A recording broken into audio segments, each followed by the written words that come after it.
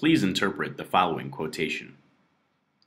We are both racist and anti-racist, both part of the problem and part of the solution, both benefiting from oppression as well as opposing it.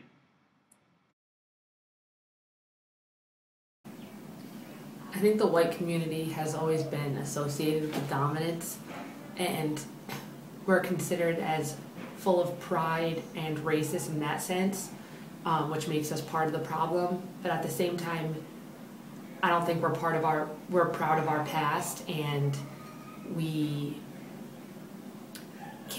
more conscious of our decisions now and how we can prevent racism, which in that sense makes us part of the solution. What do you feel needs to be done to move away from the weight of former images toward a more positive white identity?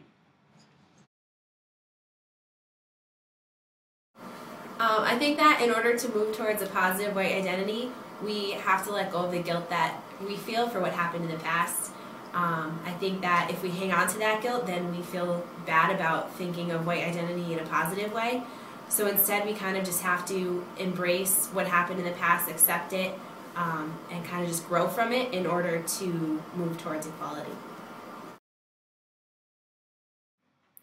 We can never fully free ourselves from the oppressive elements of whiteness because the dominance paradigm continues to enmesh us in the legacy of privilege. Do you agree with this statement? Why or why not?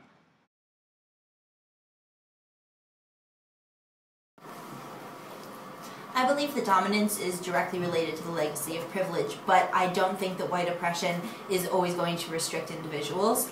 I believe that with the hope of societal advances and the outlooks of future generations, that racial oppression may with time diminish and possibly subside. Have you been given the gift of relationship with someone who provided the lens whereby you came to view your whiteness from the outside? Who is this person? More generally, what did they do to help you view your identity from an outside perspective? I would say one person that helped me view my whiteness from an outside perspective is Dr. Holmes. Last semester when I took her, I really got the opportunity to really look outside the box of my race and my identity and sort of question it, why I'm this way, how people view everything. She really did a great job of breaking it down, and diversity and what it means to be diverse, what it means to be the same. It's almost like that situation of the don't ask, don't tell policy, where people don't like to talk about it, because it makes them uncomfortable.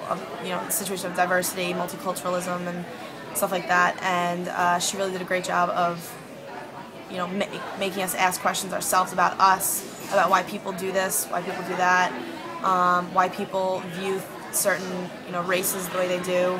And she really did a great job of making us tell why we think certain ways about diversity, about certain races, and what stereotypes there are about them. So.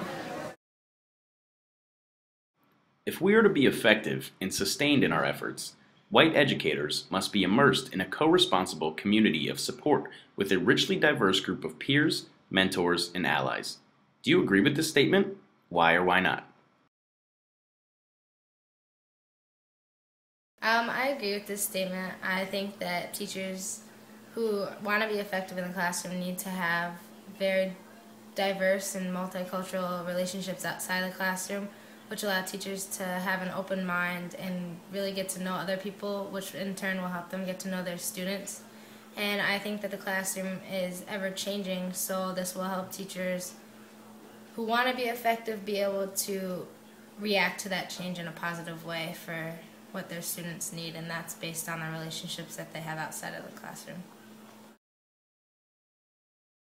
In taking Professor Holmes's course, did you cross any borders of your own particular racial and cultural group to arrive at a new mental, emotional, and political place of multicultural commitment?